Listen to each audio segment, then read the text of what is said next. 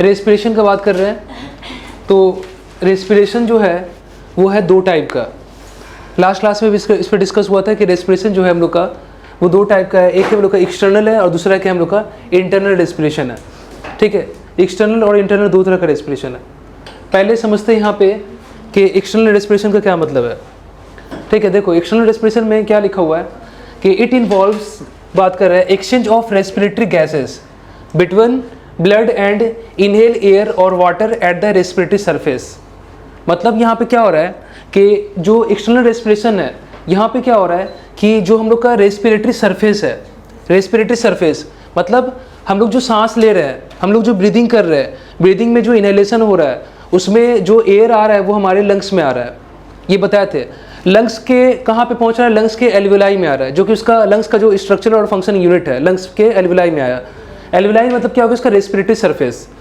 मतलब कि भाई एल्विलाई जो है वो क्या है, एक तरह से ऐसा समझ लो कि वो एक मेम्ब्रेन का क्या एक सैक है, एक मतलब चारों तरफ मेम्ब्रेन है और अंदर की तरफ क्या है, थैली है। ठीक है, अंदर की तरफ पूरा का पूरा ल्यूमेंस है, कैविटी है। उसी सैक के उसी थैली के अंदर में क्या आया, एयर आया। ठीक है, उसमें क्या आया, ऑक्सीजन आया। ठीक है, वहाँ से जो रेस्पिरेटरी सरफेस यानी एल्विलाई से जो ऑक्सीजन है वो निकल के कहाँ जाएगा, वो जाएगा हमारे ब्लड में। ब्लड में जाने के बाद क्या होगा, ब्लड में जाने के बाद ब्लड उसको पिक करके कहाँ लेके जाएगा, टिश्यू पे लेके जाएगा। तो हमको अब उसके आगे का समझना नहीं कि भाई उसके आगे क्या हो रहा है।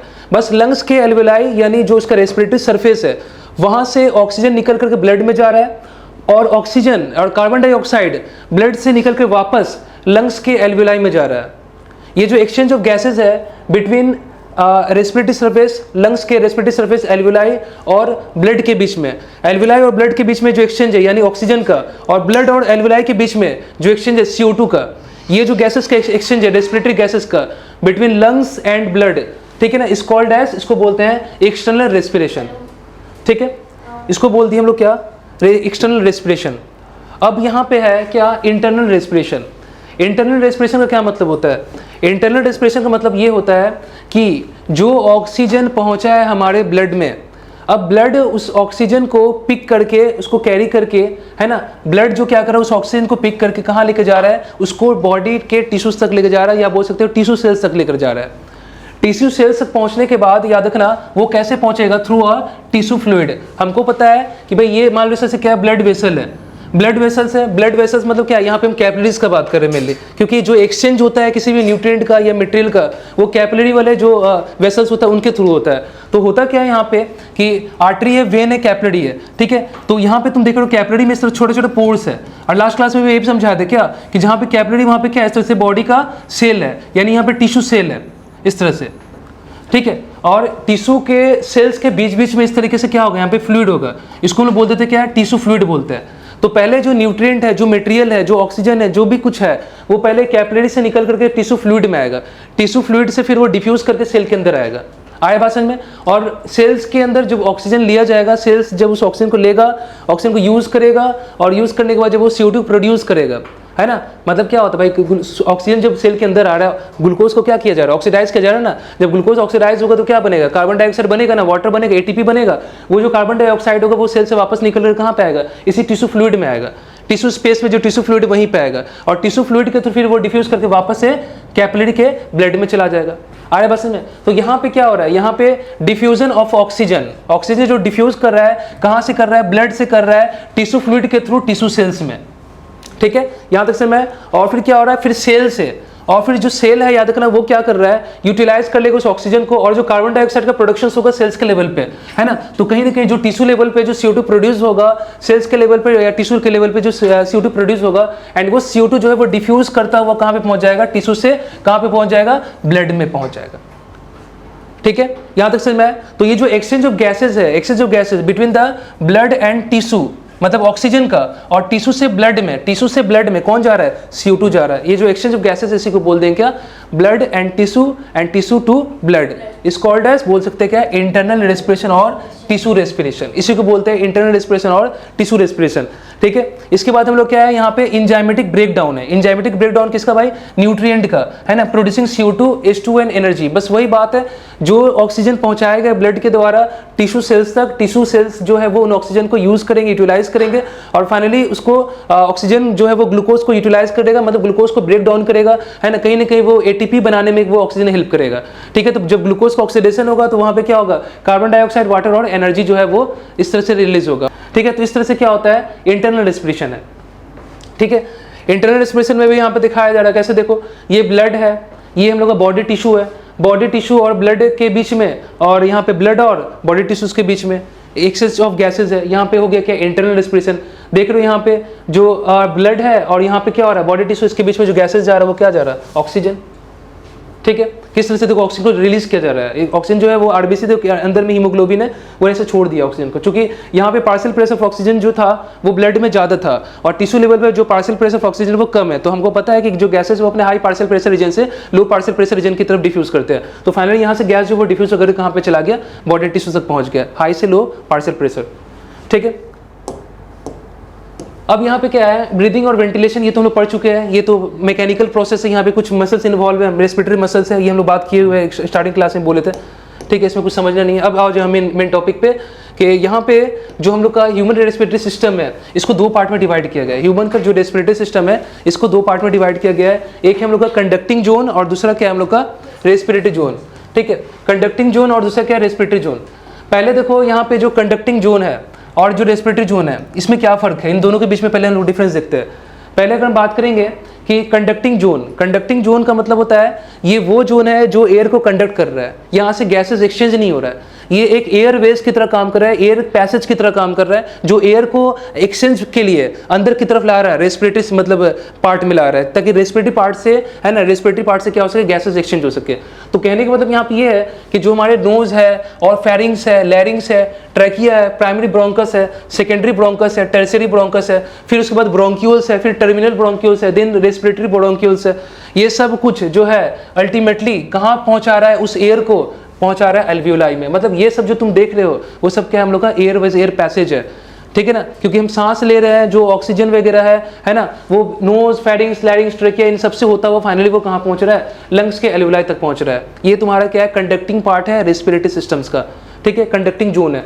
तो हम लोग क्या किए, पूरे के पूरे रेस्पिरेटरी ट्रैक को, पूरा का पूरा जो हम लोग का रेस्पिरेटरी ट्रैक है, जिसके अंदर में एक पार्ट कंडक्टिंग है जो एयर को ला रहा है, और एक पार्ट वो है रेस्पिरेटरी सिस्टम्स का जहाँ से गैसेस का एक्सचेंज हो रहा है, इन दोनों को मिला के हम बोल देखिए कंडक्टिंग जोन और रेस्पिरेटरी जोन।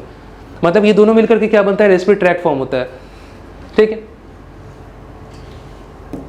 अब यहाँ पे जो कंडक्टिंग जोन है, देखो यहाँ पे क्या किया जा रहा है, conducting zone is the beginning part of the respiratory tract. Respiratory tract का जो सबसे शुरुआत वाला पार्ट है, यानी सबसे स्टार्टिंग वाला जो हिस्सा है, वो हम लोग का कंडक्टिंग जोन है। लास्ट के अंदर वाला पार्ट का बात करेंगे तो वहाँ से एक्सचेंज हो रहा है, ठीक है। एक्चुअली जो रेस्पिरेटरी ब्रोंक्यूल्स है वहाँ से गैसेस एक्सचेंज होता है, ठीक है। तो यहाँ पे एक चीज़ याद रखना है कि जो कंडक्टिंग जोन है हम लोग का, वो रेस्पिरेटरी ट्रैक्ट का एक बिगिनिंग पार्ट होता है। इसका काम ये होता है कि ये एयर को क्या करता है, कंडीशनिंग करता है। मतलब जिस एयर को हम सांस के द्वारा अंदर की तरफ ला रहे हैं, यानी जो इनहेल एयर है, उसको क्या करना है, उसका कंडीशनिंग करना है। कंडीशनिंग का मतलब क्या है वो चीज़ समझना है पहले। एयर का कंडीशनिंग मेंटेन करना भी बहुत जरूरी है। कंडक्टिंग पार्ट का सिर्फ काम ये नहीं कि फिर वो एयर पैसेज की तरह काम करे, एयर के लिए रास्ते की तरह काम करे, एयरवेज की तरह काम करे, सिर्फ यही काम नहीं है कि भाई वो एयर को कंडक्ट कर रहा है। इसके अलावा जो कंडक्टिंग पार्ट है वो एयर का कंडीशनिंग भी कर रहा है। वो कंडीशनिंग में क्या क्या हो रहा है वो चीज़ समझना है। देखो सबसे पहले क्या हो रहा है, जिस भी एयर को हम इनहेल कर रहे हैं उस एयर में क्या होगा सर, उस एयर में डस्ट पार्टिकल होगा भाई। इतना रास्ता पे इतना सारा पॉल्यूशन है, मिट्टी है, धूल है, वो सब कुछ एयर में ही तो है। जब हम सांस ले रहे हैं तो कहीं ना कहीं वो एयर जो है, वो एयर के साथ वो डस्ट पार्टिकल भी तो अंदर आ रहा है बॉडी में, आरबस में। तो कहीं ना कहीं एयर क्या कंटेन कर रहा है, डस्ट पार्टिकल कंटेन कर रहा है। इसमें बहुत सारे मतलब फॉरेन पार्टिकल बोल सकते हो। फॉरेन पार्टिकल मतलब उसमें डस्ट पार्टिकल आ गया, एंड मे बी पैथोजेंस हो गया, उसमें पैथोजेंस भी है आरबासी में। तो हम क्या चाहते हैं, हम चाहते हैं कि एयर में से ये सब कुछ क्या हो जाए, फिल्टर हो जाए। एयर में से ये सब कुछ क्या हो जाए, फिल्टर हो जाए, यानी जो भी डस्ट पार्टिकल है वो निकल जाए, जो भी माइक्रोब्स वगैरह वो बाहर आ जाए, और एयर जो है वो प्यूरिफाई होकर के कहाँ तक पहुँचे, लंग्स तक पहुँचे। प्लस देखो और भी क्या क्या चीज़ किया जा रहा है। सो द एयर लिखा हुआ, जो एयर हम इनहेल कर रहे हैं, याद रखना इसको जरूरी है क्या करना सर, फिल्टर करना। इसको फिल्टर करना बहुत जरूरी है। अगर ये फिल्टर नहीं होगा, प्यूरिफाई नहीं होगा, है ना, तो कहीं ना कहीं क्या होगा, गैसेस एक्सचेंज में प्रॉब्लम आएगा। और साथ ही साथ देखो, फिल्टर तो आप कर ही रहे हो, डस्ट पार्टिकल, फॉरेन पार्टिकल को हटा रहे एयर में से, उसको हम यहाँ से प्यूरिफाई कर हटा रहे, निकाल रहे हैं। लेकिन इसके अलावा जिस एयर को हम इनहेल करते हैं वो एयर थोड़ा सा क्या होता है, ठंडा होता है। बॉडी का एक्चुअली जिस एयर को हम इनहेल करते हैं उस एयर का टेम्परेचर को बॉडी के टेम्परेचर पे सेट किया जाता है। जब बाहर का एयर जो हम इनहेल कर रहे हैं वो एयर बॉडी के टेम्परेचर के इक्वल नहीं होगा, तो फिर ये अगर एल्वियोलाई में पहुंच जाएगा तो एल्वियोलाई का जो एरिया है, जहाँ से सरफेस है, जहाँ से गैसेज एक्सचेंज होना है, वो पार्ट क्या हो जाएगा, ड्राई हो जाएगा। और वहाँ पे क्या होगा, जब एल्वियोलाई ड्राई हो जाएगा तो वहाँ से गैसेज एक्सचेंज पॉसिबल नहीं हो पाएगा। इसीलिए जिस भी एयर को हम इनहेल करते हैं उसमें क्या करना है, थोड़ा सा उसको वार्म करना होता है ना, उसमें वार्म करना होता है। और वार्म करने के अलावा साथ साथ उसको क्या करना होता है, उसको मॉइस्चर भी ऐड करना पड़ता है, क्योंकि बाहर वाला जो एयर होता है थोड़ा ड्राई होता है, उसमें हल्का सा मॉइस्चर ऐड करना है। क्योंकि हम तुम लोग पढ़ाए थे, जो ऑर्गेनिजम्स टेरेस्ट्रियल है, जमीन पे रहता है, जमीन पे रहने वाले ऑर्गेनिजम्स का एक प्रॉब्लम ये है कि बहुत सारा वाटर जो है वो लॉस हो जाता है दोनों लंग्स के थ्रू, बताए थे। तो इसके वजह से उसका जो एल्वियोलाई है लंग्स का, चूंकि वो जो एक रेस्पिरेटरी सरफेस जहाँ से गैसेज एक्सचेंज वो ड्राई अगर हो जाएगा तो गैसेज एक्सचेंज पॉसिबल नहीं पाएगा वहाँ से। इसीलिए क्या होता है, यहाँ पे जो एयर हम इनहेल कर रहे हैं उसको जरूरी है आपको फिल्टर करना। फिल्टर करने के अलावा उसको क्या चीज जरूरी है, वार्म भी करना जरूरी है, ठीक है, ताकि उसे बॉडी के टेम्परेचर के इक्वल लाया जाए। तो हम बोल देख सकते हैं कि ये अब क्या हो गया, एक्सचेंज लायक है, यानी अब उसको हम इस काबिल बना दिए कि अब वो अगर एल्वियोलाई में जाएगा तो वहां से गैसेज एक्सचेंज पॉसिबल है। देन देखो लिखा हुआ, बिकॉज द नसल रीजन जो है तो होता है हम लोग का वो हाईली वस्कुलर होता है। इसीलिए क्या होता है कि नसल रीजन जो होता है वो हाईली वस्कुलर होता है। तुम देखना वहां पे जब हम सांस को छोड़ते ऐसे करके, नोज से सांस से बाहर निकालो तो देखना वो जो वार्म जो एयर बाहर आ रहा है ना, कार्बन डाइऑक्साइड इसमें बाहर आ रहा है, देखना वो हल्का सा वार्म में गर्म है, ठीक है ना, क्योंकि वहां पे क्या है, वहां पे रिच ब्लड सप्लाई, वहां पे ब्लड का सप्लाई बहुत ज्यादा है। और वो एयर में क्या है, एयर में हीट ऐड होने का मतलब एयर गर्म हो जाएगा हर बात में। तो ये वार्मिफिकेशन वाला जो काम है वो यहाँ पे किया जाता है। इसीलिए क्या है, नेचर ने क्या बनाया भाई, नसल रीजन को कैसा बनाया, हाईली वस्कुलर बनाया, रिच ब्लड सप्लाई दिया, वहां ब्लड का सप्लाई ज्यादा दिया है। तो ड्यू टू विच जिस वजह से क्या हो रहा है, एयर जो अंदर की तरफ आ रहा है नसल पैसेज में, ठीक है, उसको बॉडी के टेम्परेचर पे लाना है और उसको वार्म भी करना है। जब हम उसको वार्म कर रहे हैं, है ना, मॉइस्चर को मेंटेन कर रहे हैं, मेंटेनिंग मॉइस्चर, इस चीज को हम लोग क्या बोल देंगे, इस चीज को बोल देंगे कंडीशनिंग ऑफ द एयर। तो एयर का कंडीशनिंग का मतलब है जो एयर अंदर आ रहा है उस एयर को वार्म करना, उसमें से जो भी डस्ट पार्टिकल है, फॉरेन पार्टिकल है, माइक्रोब्स वगैरह जो भी उसको हटाना, प्लस उसमें मॉइस्चर ऐड करना, वार्म करना, ये सब कुछ जो हम मेंटेन कर पा रहे हैं। Finally conducting part of respiratory tract में उसको हम क्या नाम दे देंगे, उसको बोल देंगे हम क्या, एयर का कंडीशनिंग। यहाँ पे एयर को कंडीशंस किया जाता है, ठीक ठाक किया जाता है, उस लायक बनाया जाता है ताकि वो एल्वियोलाई में जाके प्रॉपर तरीके से गैसेस का एक्सचेंज कर सके, है ना। और ये काम है हम लोग क्या, कंडक्टिंग जोन्स का, यही काम क्या है हम लोग का, कंडक्टिंग जोन्स का।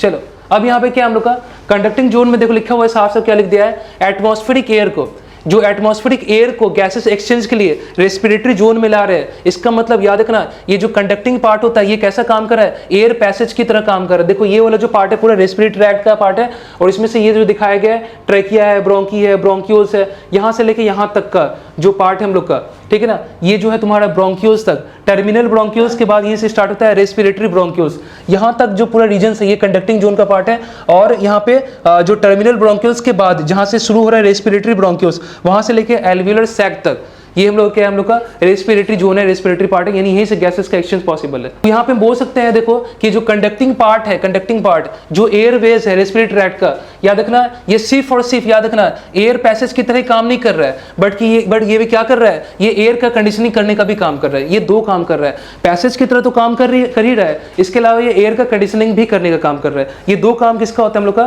कंडक्टिंग जोन्स का होता है, ठीक है। अब क्या क्या चीज़ जो है वो एयर के कंडीशनिंग के अंदर में आता है, ठीक है। एयर कंडीशनिंग के अंदर में क्या क्या चीज़ है वो सब कुछ देखो। पहला चीज़ देखो, पहला क्या है, फिर वो उसी चीज़ को थोड़ा सा और डिफाइन किया हुआ अच्छे से। देखो द एयर वी ब्रीथ इन, जिस एयर को आप इनहेल कर रहे हो, जिस एयर को आप अंदर ला रहे हो, ठीक है ना, देखो लिखा हुआ साफ साफ जो टेम्परेचर है एयर का उसको क्या करना है, बॉडी के टेम्परेचर पे सेट करना है, बॉडी के टेम्परेचर पे इक्वल करना है, ये सब याद रखना, ठीक है। क्योंकि देखो एटमॉस्फेरिक एयर क्या है, कोल्ड है, इतने कम टेम्परेचर पे गैसेस का एक्सचेंज पॉसिबल नहीं है। ताकि अगर जो एयर है, अगर हम चाहते हैं कि एयर का एक्सचेंज हो एल्वियोलाई से ब्लड में, तो वहाँ पे क्या करना पड़ेगा, गैसेस एक्सचेंज जो है वो प्रॉपर हो सके उसके लिए क्या करना पड़ेगा, उस एयर का क्या करना पड़ेगा, टेम्परेचर को बॉडी के टेम्परेचर से इक्वल करना पड़ेगा, तभी जाकर के ये एल्वुलाई में वहाँ पे प्रॉपर तरीके से गैसेस का एक्सचेंज कर पाएगा। ये चीज़ पहला हुआ। दूसरा चीज़ क्या की हम लोग, ह्यूमिडिटी। ह्यूमिडिटी का मतलब उसको ह्यूमिडिफाइड करना। जो एयर है देखो लिखा हुआ है, जो इनहेल एयर है जिसको हम सांस के द्वारा अंदर की तरफ ला रहे हैं उसको ह्यूमिडिफाई भी करना है। बिकॉज देखो लिखा हुआ है एटमॉस्फेरिक एयर जो है, याद रखना, moisture content is low. Atmospheric air का जो मॉइस्चर कंटेंट होता है वो काफ़ी कम होता है, इसीलिए याद रखना ये कैसा है, ये हम लोग का ड्राई एयर होता है। ठीक है, ये चीज़ याद रखना। एंड हो सकता है कि ये जो ड्राई एयर है अगर वो एंटर कर जाए एल्वुलाई में, ये सब कुछ बता चुके हैं, वो क्या कर देगा, एल्वुलाई को ड्राई कर देगा। ठीक है, तो फाइनली क्या करना है, वो मॉइस्चर जो ऐड होगा इनहेल एयर में, because if the gases exchange is to be done through the diffusion, अगर हम चाहते हैं कि गैसेस का जो एक्सचेंज है वो डिफ्यूजन के थ्रू हो, तो फाइनली क्या करना पड़ेगा, मॉइस्चर मेंटेन करना बहुत जरूरी है उसका। यानी उसमें क्या करना है, मॉइस्चर को ऐड करना है। और ऐड जब हम मॉइस्चर को कर रहे हैं एयर में, तो उसको बोलते हैं क्या, ह्यूमिडिफिकेशन। ठीक है, उसको ह्यूमिडिफाई कर रहे हैं। फिल्टरिंग करना। ठीक है, थर्ड पॉइंट क्या है, फिल्टरिंग करना और क्लिनजिंग करना। ये सेम मतलब है इसका। यहाँ पे क्या है, इनहेल एयर का क्या करना है, फिल्टरिंग भी करना है। ठीक है, मतलब ये हुआ कि भाई जो फॉरेन पार्टिकल है, फॉरेन पार्टिकल जो हम सांस ले रहे हैं, एयर अंदर की तरफ आ रहा है, उसमें क्या है, फॉरेन पार्टिकल है। ये जो फॉरेन पार्टिकल याद रखना, इसमें डस्ट पार्टिकल, जर्म्स है, ये सब कुछ है। तो ये इनहेल एयर में से क्या करना है, इसको हमको रिमूव करना, हटाना है। तो उसके लिए क्या करेंगे, उसके लिए देखो लिखा हुआ है हमारे जो नजल चेंबर है, नजल चेंबर। ठीक है, and all the other parts of the respiratory tract, जो नजल चेंबर है और रेस्पिरेटरी ट्रैक्ट के बाकी सभी जो हिस्से हैं, यहाँ पे क्या है, म्यूकस मेम्ब्रेन। देखो रेस्पिरेटरी सिस्टम्स के अंदर में नेचर ने क्या बनाया है, म्यूकस मेम्ब्रेन भी बनाया है। म्यूकस मेम्ब्रेन किस लिए होता है, ताकि वो म्यूकस को सिक्रेट करे। म्यूकस जो है वो एक चिपचिपा मटेरियल होता है जो क्या करेगा, डस्ट पार्टिकल को क्या करेगा, ट्रैप कर लेगा। जो माइक्रोब्स से पैथोजेंस वगैरह वो सब कुछ उसमें ट्रैप्ड हो जाएगा। आरबासन में तो हम बोल सकते हैं कि नसल चेंबर जो है हम लोग का वहां पे, और जो रेस्पिरेटरी ट्रैक्ट के और भी कई सारे ऐसे रीजन्स है, और भी कई सारे ऐसे हिस्से है नसल चेंबर को छोड़ करके, वहां पे क्या है, वहां पे क्या है, हम लोग का म्यूकस मेम्ब्रेन है। और ये लगातार क्या निकाले, म्यूकस बना रहा है और जितने सारे डस्ट पार्टिकल वगैरह फॉरेन पार्टिकल्स को ट्रैप कर रहा है। ठीक है, इसके अलावा जो हेयर्स है कहां पे, हम लोग का नजल वेस्टिब्यूल्स में। नजल वेस्टिब्यूल्स का मतलब कौन सा रीजन हो गया, ये वाला जो रीजन हो गया। ये जो रीजन है हम लोग का, जो नोज का जो ओपनिंग है, जो बाहर की तरफ खुल रहा है, बाहर की तरफ एटमॉस्फेयर में। ठीक है, जस्ट ये जो हम लोग का ओपनिंग है, ये ओपनिंग के जस्ट अंदर वाला जो एरिया होता है उसको बोलते हैं नजल वेस्टिब्यूल्स। ठीक है, तो नजल वेस्टिब्यूल्स में देखो ना, यहाँ पे भी बहुत सारे हेयर्स है। समझ में आ रहा है, तो ये क्या कर रहा है, ये ट्रैप कर ले किसको, डस्ट पार्टिकल को। ये भी कहीं ना कहीं क्या है, हम लोग का डस्ट पार्टिकल को एयर में से ट्रैप करने का एक तरीके से मैकेनिज्म है, एंड जर्म्स को, एंड दे कैन स्टक। और ये सब कुछ क्या हो जाएगा, वहीं पे जाके अटक जाएगा, चिपक जाएगा, और फिर वो आगे लंग्स तक नहीं पहुंच पाएगा। आर बस में ये चीज क्लियर होता है। And if you breathe through the our nose then we can get this benefit. इसीलिए बोला जाता है कि जो नजल ब्रीदिंग होता है वो ज्यादा सुपीरियर होता है माउथ ब्रीदिंग से। अगर हम नोज के थ्रू अगर सांस ले रहे हैं तो नोज के थ्रू सांस लेने से हमको क्या होता है, एक अच्छा बेनिफिट मिलता है। बेनिफिट ये मिलता है कि एयर का प्रॉपर तरीके से कंडीशनिंग हो पाता है, क्योंकि अगर हम माउथ के थ्रू ब्रीदिंग करेंगे तो माउथ में याद रखना इस तरह का अरेंजमेंट वहां पे पॉसिबल नहीं है कि भाई एयर का कंडीशनिंग किया जाए, एयर में मॉइस्चर्स वगैरह ऐड किया जाए, उसको वार्म किया जाए, उसमें से डस्ट पार्टिकल वगैरह हटाया जाए, है ना, फॉरेन पार्टिकल माइक्रोब्स वगैरह हटाया जाए। तो ये प्रॉब्लम जो है याद रखना वो माउथ ब्रीदिंग के साथ है। ठीक है ना, तो ये वही चीज लिखा हुआ है क्या, कि अगर हम देखो लिखा हुआ है अगर हम सांस ले रहे किसके, माउथ के थ्रू ले रहे हैं, तो याद रखना जो इनहेल एयर होता है याद रखना वो प्रॉपर तरीके से कंडीशंस नहीं हो पाएगा, प्रॉपर तरीके से अच्छे तरीके से फिल्टर नहीं हो पाएगा। बिकॉज इसका रीजन क्या है, क्योंकि जो अरेंजमेंट है नजल ब्रीदिंग के अंदर में, जब हम नोज के थ्रू सांस ले रहे हैं एंड जो रेस्पिरेटरी सिस्टम्स में जो हम लोग का जो एक तरीके का अरेंजमेंट है, वो अरेंजमेंट हम लोग का यहाँ पे नहीं है। आरबासन में, क्योंकि जब हम मुंह से सांस लेंगे तो डायरेक्ट कहाँ जाएगा, वो फेरिंग्स रीजन में जाएगा, फेरिंग्स से फिर वो कहाँ चला जाएगा, ट्रैकिया में जाएगा। आरबासन में, और फेरिंग्स तक जो है उसके पहले जितना सारा का सारा जो अरेंजमेंट है वो सब तुमको कहाँ से मिलेगा, वो सारा बेनिफिट तुम कहाँ से ले पाओगे, नेजल ब्रीदिंग के थ्रू ले पाओगे। आरबासन में, तो इस तरह का जो अरेंजमेंट है वो माउथ में नहीं है, ये चीज ध्यान रखना।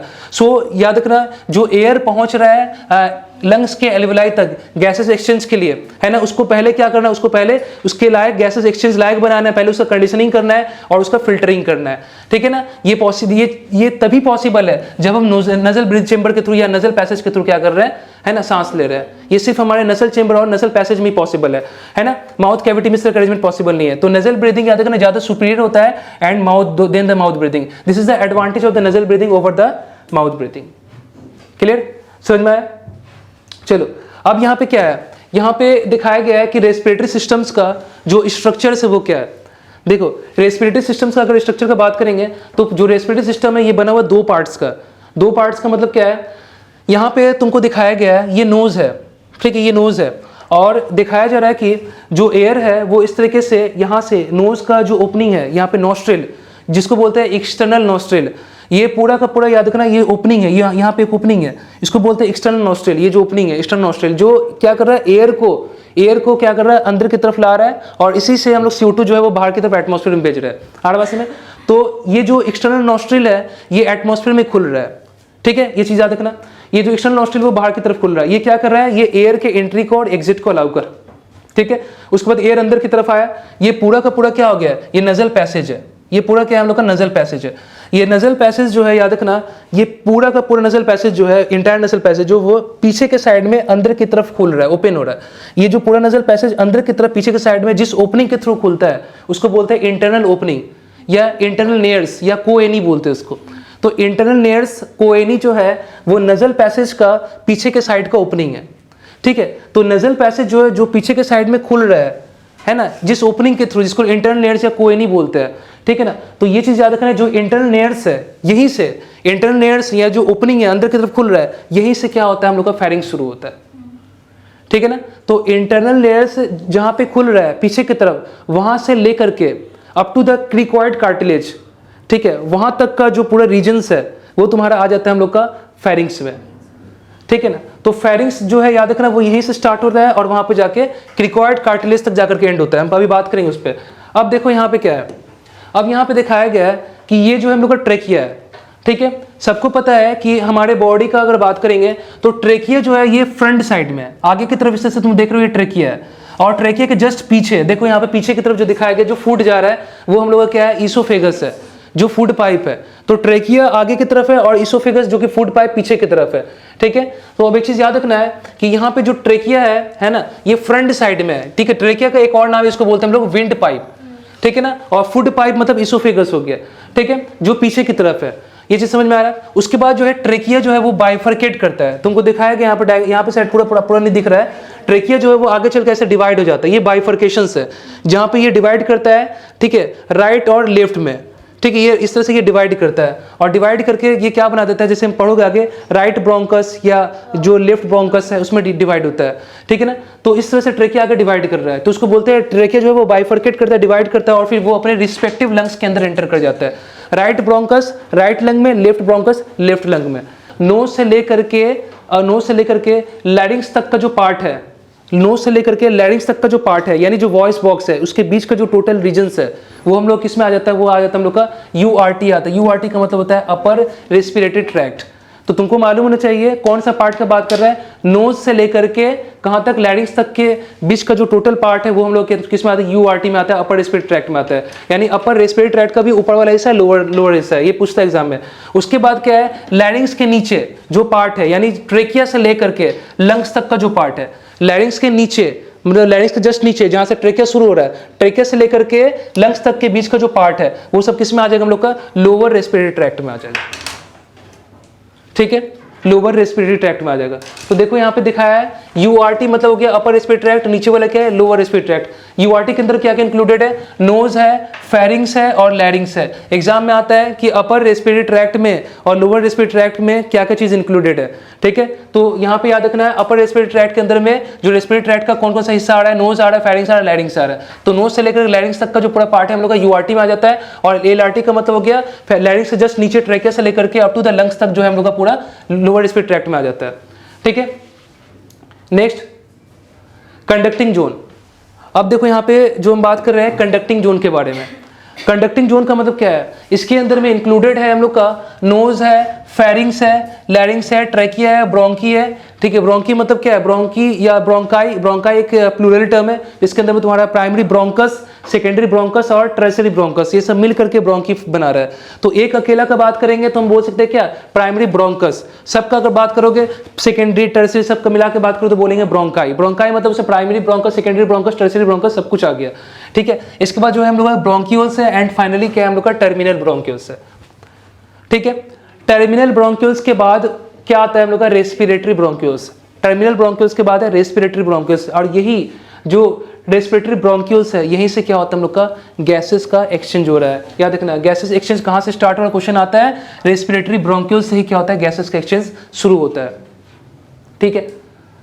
अब यहाँ पे जो है देखो लिखा हुआ रेस्पिरेटरी जोन। रेस्पिरेटरी जोन में क्या क्या इंक्लूडेड है? रेस्पिरेटरी जोन में इंक्लूडेड रेस्पिरेटरी ब्रोंक्यूल्स, ट्राइमेल ब्रोंक्यूल्स के बाद उसके बाद एल्वियोलर डक्ट है, फिर एट्रियम है, फिर एल्वियोलर सैक है जिसके अंदर बहुत सारे एल्वियोलाई है। ठीक है, alveolar sac contain many alveoli. अब नोज में थोड़ा सा कुछ एक्स्ट्रा बात बताया हुआ है, हालांकि बहुत ज़्यादा इंपॉर्टेंट नहीं है, लेकिन ध्यान रखना जैसे कि देख लिखा हुआ है नोज में क्या है, बोन भी है और कार्टिलेज भी है। नोज के अंदर में बोन भी है, कार्टिलेज भी है। कई बार हम लोग ऐसा सोचते हैं कि भाई नोज जो है वो तो सॉफ्ट रीजन्स है, यहाँ पे सिर्फ और सिर्फ कार्टिलेज है। ठीक है, लेकिन जो नोज में याद रखना बोन्स भी और यहाँ पे कार्टिलेज भी है। ठीक है, अच्छा अब एक चीज़ याद रखना, जैसे देखो यहाँ पे कुछ बोन्स है, यहाँ पे इस रीजन में, यहाँ पे जो इस रीजन बोन्स है याद रखना ये थोड़ा सा हार्ड कार्टिलेज है। कार्टिलेज भी कोई जरूरी नहीं कि हमेशा सॉफ्ट ही होगा, समझ में आ रहा है? कुछ कार्टिलेज ऐसा भी तो जो कि हार्ड होता है, कुछ कार्टिलेज होता है कुछ सॉफ्ट होता है। यहाँ पे जो है हम लोग का सॉफ्ट कार्टिलेज है, तो समझ में आ रहा है? ये जो लोअर कार्टिलेज है नीचे वाला, ये सब लेटरल साइड में, ये सब हम लोग का कैसा सॉफ्ट कार्टिलेज, इसके थोड़ा ऊपर जो है थोड़ा हार्ड कार्टिलेज है, और ऊपर वाला जो एकदम हिस्सा है एकदम यहाँ पे टिप पे वो थोड़ा सा बोनी पार्ट है, वो हार्ड है और भी ज्यादा टफ है। समझ में आ रहा? तो वही चीज यहाँ पे लिखा हुआ है कि नोज में बोथ बोन एंड कार्टिलेज है, याद रखना। सॉफ्ट कनेक्टिव टिश्यूज है यहाँ पे जो क्या करता है, जॉइंट करता है, जॉइंट को थोड़ा सा मूवेबल बनाता है। तो सीधा सा बात है, कोई भी चीज सॉफ्ट होने के कारण कि जॉइंट को थोड़ा सा मूवेबल बनाना, क्योंकि कार्टिलेज देखना आर्टिकुलर कार्टिलेज जो कि बोन के बीच में है, वो कहीं ना कहीं क्या करता है, जॉइंट को हल्का सा मूवेबल बनाता है। तो उसके लिए क्या होता है, यहाँ पे जॉइंट को मूवेबल बनाने के लिए इसको थोड़ा सा वहाँ पे सॉफ्ट कार्टिलेज रहता है। ठीक है, ये चीज ध्यान रखना। ठीक है, below the nose and depression is the present is called as philtrum. ठीक है, फिल्ट्रम जो है वो इस रीजन का नाम, ये वाला जो देख रहे हैं नोज के नीचे ये वाला हल्का सा जो डिप्रेशन है यहाँ पे, इसको हम लोग क्या बोलते हैं, इसको बोलते हैं फिल्ट्रम।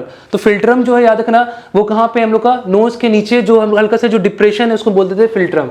ठीक है, और प्लास्टिक जो सर्जरी होता है नोज का, एक बार क्वेश्चन आया हुआ था इसलिए इसको बोलते हैं राइनोप्लास्टी, को ध्यान रखना। ठीक है, नोज क्या कंटेन कर रहे हैं, कार्टिलेज, जिसके कि सेप्टल नसल कार्टिलेज है, लेटरल नसल कार्टिलेज और एलर कार्टिलेज है। याद रख सको रखो, नहीं तो कोई जरूरत नहीं, एक्स्ट्रा सब बात है, कुछ जरूरत नहीं है सबका। ठीक है, अब यहाँ पे देखो नोज जो है याद रखना क्या लिखा हुआ है, नोज ओपन हो रहा है बाहर की तरफ, एक्सटर्नल नॉस्ट्रिल या एक्सटर्नल नेयर्स के थ्रू, और जो नजल कैविटी है, नजल कैविटी ठीक है ओपन हो रहा है क्या, अंदर की तरफ, बैक साइड, पीछे की तरफ है ना, फेरिंग्स में, उसको बोल देते हैं हम लोग इंटरनल लेयर्स, और कोई नहीं बोल देते, ये तो बताया अभी। ठीक है, उसके बाद यहाँ पे क्या है, कुछ पार्टीशंस है। देखो यहाँ पे ये नोज जो बाहर की तरफ ओपन हो रहा है, ठीक है, ये पूरा का पूरा नजल चेंबर है, नजल चेंबर, नजल कैविटी होता क्या है, इसे समझना है। देखो होता क्या है, ये जो पार्टीशन है मतलब कैसा है कि तुमको अगर नोज दिखाएंगे यहाँ पे, जैसे मान लो इस तरह से नोज है, इस तरह से नोज है, ठीक है, इस तरह से यहाँ पे बीच में पार्टीशन है। ठीक है, इस तरह से क्या है, बीच में पूरा पार्टीशन है। ठीक है, अब ये जो नजल पूरा कैविटी है, नजल कैविटी कैसे बनता है, देखो सबसे पहले क्या होता है कि ये बनता कैसे, सुनो पहले होता क्या है। ठीक है, ये ब्रेन है मान लो, ठीक है, ये ब्रेन है, ठीक है, और ब्रेन के जस्ट नीचे यहाँ पे क्या है, नजल कैविटी है। ठीक है, और नजल कैविटी के ठीक नीचे, ठीक है, नजल कैविटी के ठीक नीचे क्या है, हम लोग का माउथ कैविटी है। ठीक है, तो हमको क्या करना है, हमको एक पार्टीशन बनाना है, यहाँ पे एक पार्टीशन देना है यहाँ पे, ताकि नजल कैविटी को हम लोग ब्रेन से सेपरेट कर सके। ठीक है, उसके बाद यहाँ पे भी एक पार्टीशन है जो हम क्या कर रहे हैं, जिसकी मदद से नजल कैविटी को माउथ कैविटी से सेपरेट कर रहे हैं। तो यहाँ पे जो एक पार्टीशन है, बोन का पार्टीशन, उसको बोलते हैं क्या, cribriform plate of ethmoid bone बोलते हैं। इथमॉइड एक बोन है, उसका एक प्लेट लाइक स्ट्रक्चर्स है जो नजल कैविटी को ब्रेन से सेपरेट कर रहा है। ठीक है ना, तो देखो लिखा हुआ है यहाँ पे एक पार्टीशन है, यहाँ पे इस रीजन का बात कर रहा है। ये जो पार्टीशन है ये सेपरेट कर रहा है किसको, नजल कैविटी को किससे, ब्रेन से। तो ब्रेन से नजल कैविटी को सेपरेट करने वाला, मान लो इधर में ब्रेन है, नीचे में नजल कैविटी है, इसके बीच में एक पार्टीशन बना दिया बोन का, इसको क्या बोल दिया, cribriform plate of ethmoid bone. ये बोन्स का एक टाइप है, ध्यान रखना, इसको बोल देते हैं cribriform plate of ethmoid bone. ठीक है, अब ये जो नोज जो है याद रखना क्या है, नोज के दोनों तरफ एक्सटर्नली बाहर से क्या आता है, स्किन का ये कवरिंग है।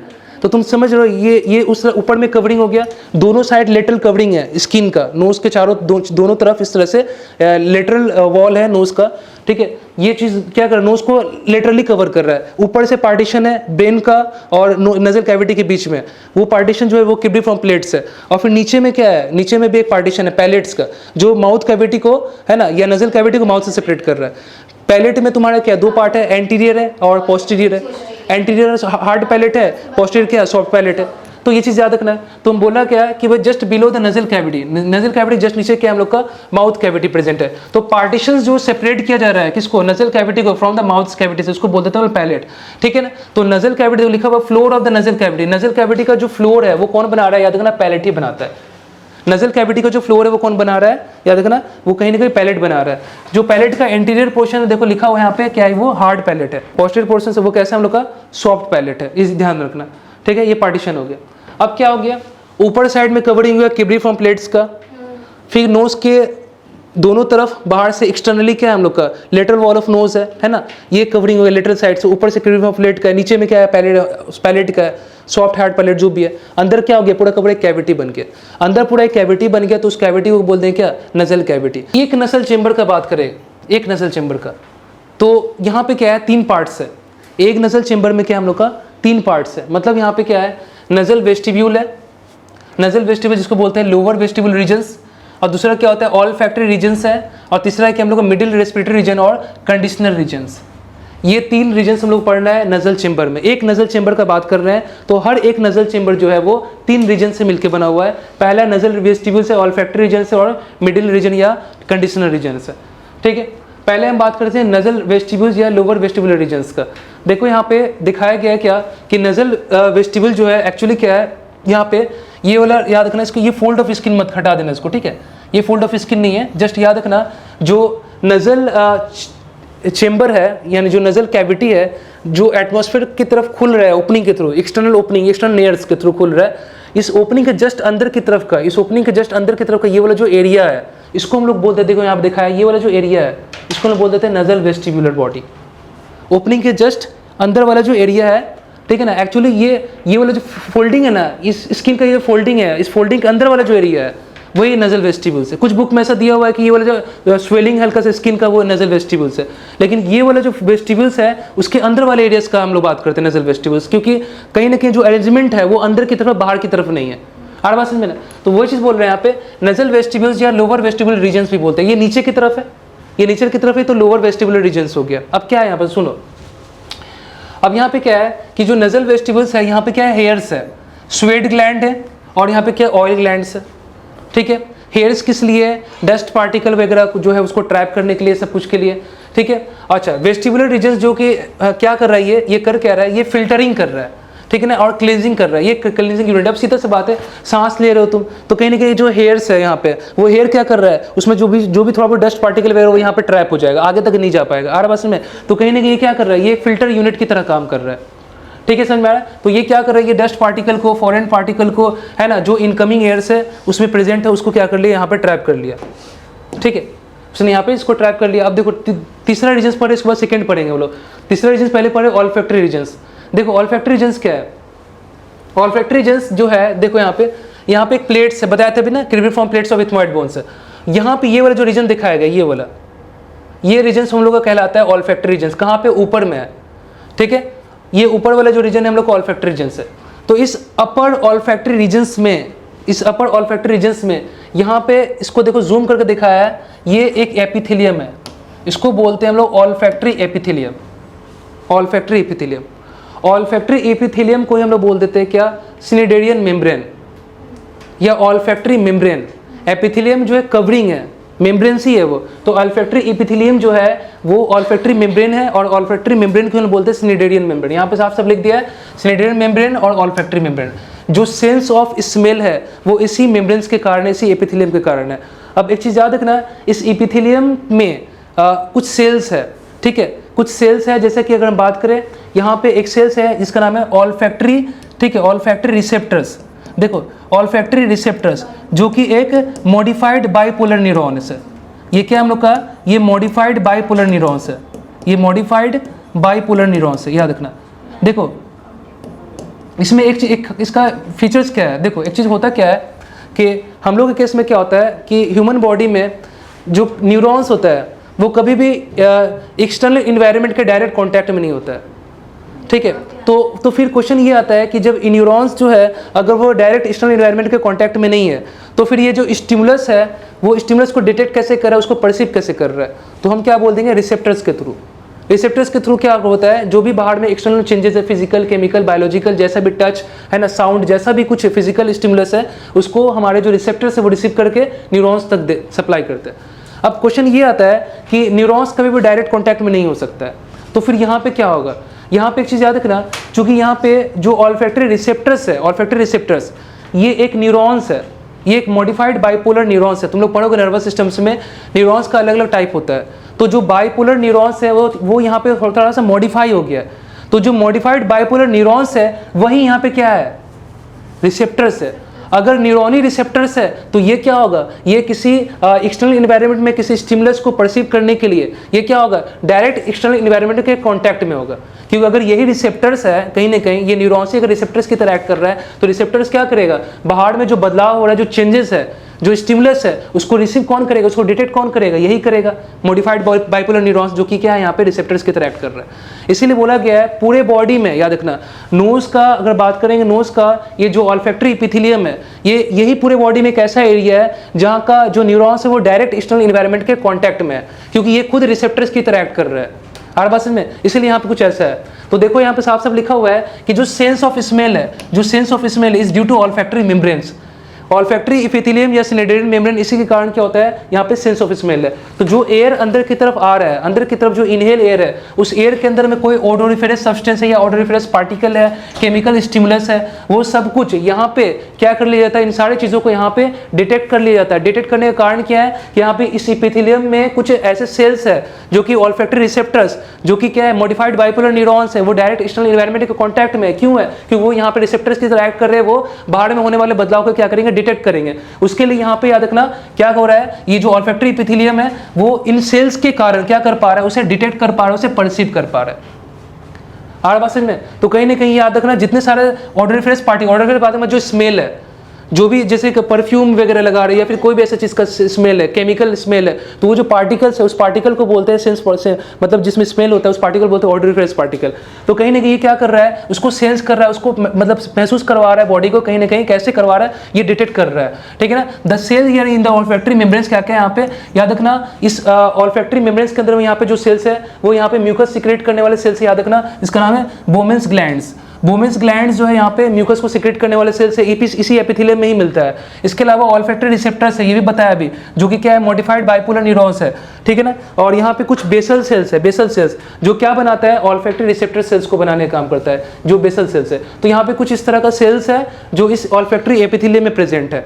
ठीक है। और ये कहाँ पे हम लोग का, ऑल्फैक्टरी रीजन्स में। तो ये सब कुछ जो हम लोग पढ़ रहे हैं, देख रहे हैं यहाँ पे basal cells, olfactory receptor cells, supporting cells, dendrite cells, olfactory cilia, mucus and olfactory, ये सब एपिथेलियम के अंदर में। एपिथेलियम में मतलब लाइनिंग, जिसके अंदर में सेल्स का लाइनिंग है और उसमें कई तरह के अलग अलग तरह के सेल्स प्रेजेंट है उस एपिथेलियम में, जो क्या कर रहा है, कवरिंग बनाने का काम कर रहा है।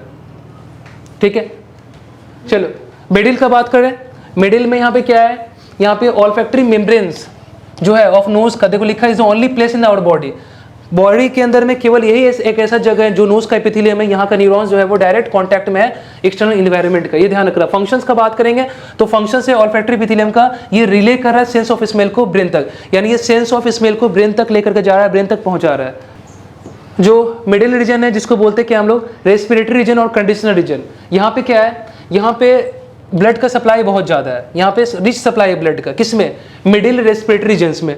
मिडिल रेस्पिरेटरी रीजन्स में ब्लड का रिच सप्लाई है। अगर यहाँ पे अगर ये मोर वस्कुलर एरिया है, ब्लड का सप्लाई यहाँ पे बहुत ज़्यादा होगा, तो जाहिर सा बात है यहाँ पे क्या होगा, यहाँ पे देखो लिखा हो ब्लड का सप्लाई ज़्यादा होने के कारण जो एयर अंदर की तरफ आ रहा है उसमें क्या कर दिया जाएगा, उसे वार्म कर दिया जाएगा और उसका टेम्परेचर बॉडी के टेम्परेचर पे सेट कर दिया जाएगा। और फाइनली ऐसा एयर जो वार्म हो गया बॉडी के अंदर में आने के बाद, है ना, वो इफेक्टिवली गैसेस का एक्सचेंज कर सकता है ना, किसके थ्रू, हमारे एल्वियोलाई यानी रेस्पिरेटरी सरफेस के थ्रू। ठीक है।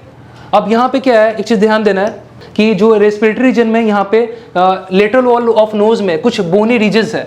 बोनी रीजन्स मतलब बोन्स का कुछ उभार है, जैसे तुम यहाँ पे दिखाया गया ये वाला, ये जो हल्का सा ये उभार दिखाया गया, इसको ना बोलते हैं टर्बाइनेट्स। ठीक है। क्या हम लोग का टर्बाइनेट्स है, समझ में आ रहा। तो रेस्पिरेटरी रीजन्स में ये टर्बाइनेट्स है। ठीक है। क्या है यहाँ पे, अपर टर्बाइनेट्स है, मिडिल टर्बाइनेट्स है और हम लोग का लोअर या इन्फीरियर टर्बाइनेट्स है। ठीक है, ये याद रखना। अच्छा, ये जो टर्बाइनेट्स है ये क्या है, बोनी उभार है। अब क्या करता है, क्या है सर, ये इसके बीच में कैविटी है, कैविटी जो प्रेजेंट है इस टर्बाइनेट के बीच बीच में, मतलब इस तरह से ये टर्बाइनेट बोन है, इसके बीच बीच में इस तरह से अंदर की तरफ साइनसेस होता है, कैविटी होता है। ठीक है ना। ये दोनों मिलकर क्या करता है, ये दोनों मिलकर टर्बाइनेट और साइनसेस, ये दोनों मिलकर क्या करता है, ये फंक्शन क्या परफॉर्म कर रहा है, ये दोनों मिलकर 3 फंक्शंस कर रहा है। एक क्लींजिंग का काम कर रहा है, एक ह्यूमिडिफिकेशन का काम कर रहा है, एक वार्मिफिकेशन का। एयर को प्यूरिफाई करना, उसमें से डस्ट वगैरह को हटा देना, है ना, क्लीन करना, ह्यूमिडिफिकेशन यानी उसमें ऐड कर देना मॉइस्चर, और वार्मिफिकेशन मतलब उसमें ऐड करना हीट को। ठीक है, ये सब कुछ बता दिए। ठीक है। अब देखो यहाँ पे यहाँ पे कवरिंग है एपिथेलियम का पूरा जो रेस्पिरेटरी रीजन्स है, पूरा जो रेस्पिरेटरी रीजन्स है वहाँ पे क्या है, एपिथेलियम का कवरिंग है। ठीक है, उसको हम लोग बोल देते हैं क्या है, उसको बोलते हैं pseudo stratified columnar ciliated glandular epithelium. ठीक है, PSCCGE, pseudo stratified columnar ciliated glandular epithelium, PSCCGE। ठीक है ना। अब इस एपिथेलियम का क्या है सर, देखो इस एपिथेलियम का अगर बात करेंगे तो इस लाइनिंग में, मतलब एपिथेलियम की एक लाइनिंग है, लाइनिंग जो है वो सेल्स का बना हुआ है। इसमें कुछ सेल्स लॉन्ग है और कुछ सेल्स यहाँ पे शॉर्ट है, जैसे कि यहाँ पे दिखाया गया डायग्राम में। देखो ये लॉन्ग सेल है, ये लॉन्ग सेल है, ये लॉन्ग सेल है, ये लॉन्ग सेल, अंदर की तरफ कुछ शॉर्ट सेल्स भी दिखाया गया। ये एपिथेलियम के अंदर में ये सेल्स का लाइनिंग है जो एपिथेलियम के अंदर प्रेजेंट है।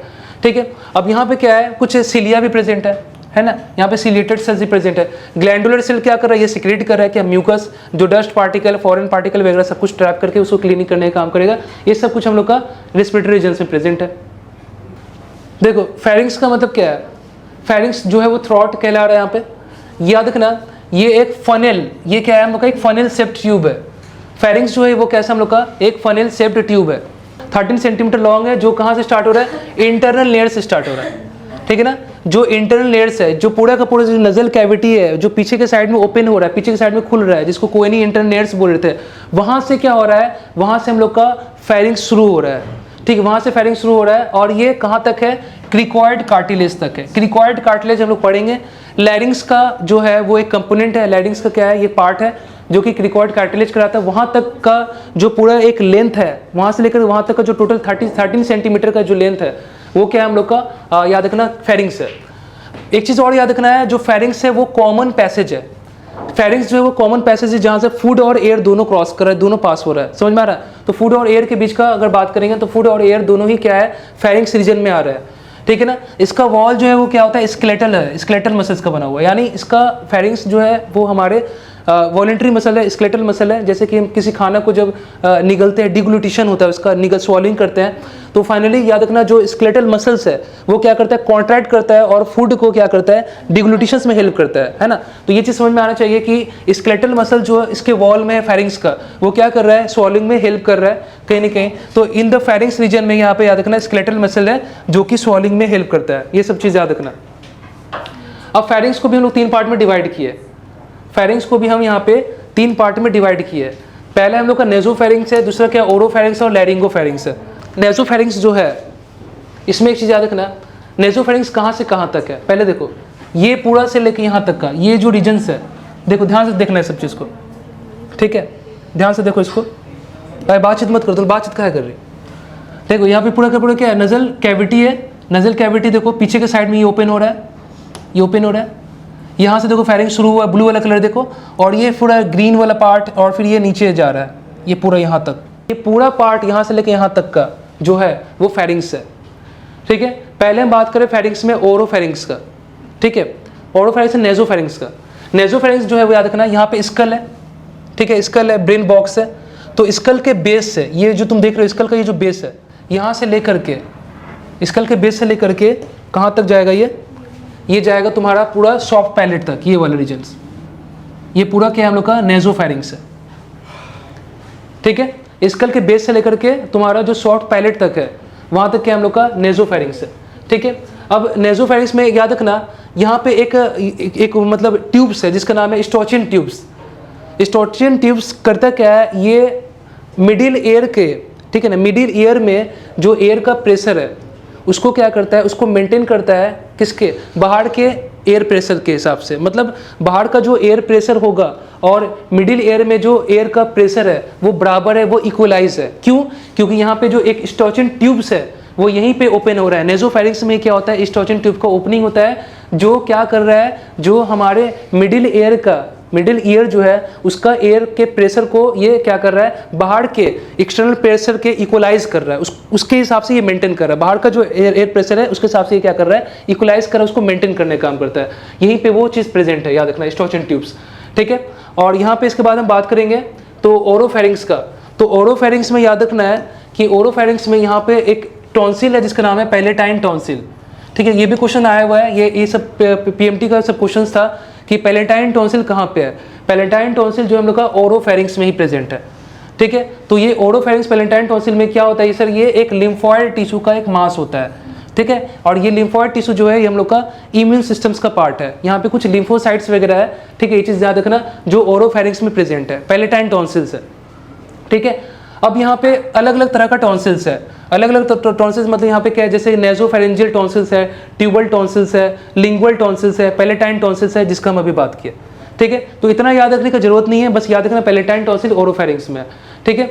अब क्या है सर, ये जो माउथ कैविटी, ये जो माउथ कैविटी पीछे के साइड में ओपन हो रहा है ना, बैक साइड ओपन हो रहा है, जिसको बोलते हैं क्या, पीछे की साइड ओपन हो रहा है ना, ये ओरल कैविटी, वहां से लेकर के कहाँ तक का जो पार्ट है पूरा हायोइड बोन का, हायोइड बोन मतलब तुमको अगर देखा जाए तो यहाँ पे जो लंग्स जो टंग है, ठीक है ना, टंग जो होता है याद रखना, ये नीचे की तरफ, टंग के जस्ट नीचे की तरफ क्या रहता है, वहाँ पे एक बोन रहता है जिसका नाम है हायोइड बोन।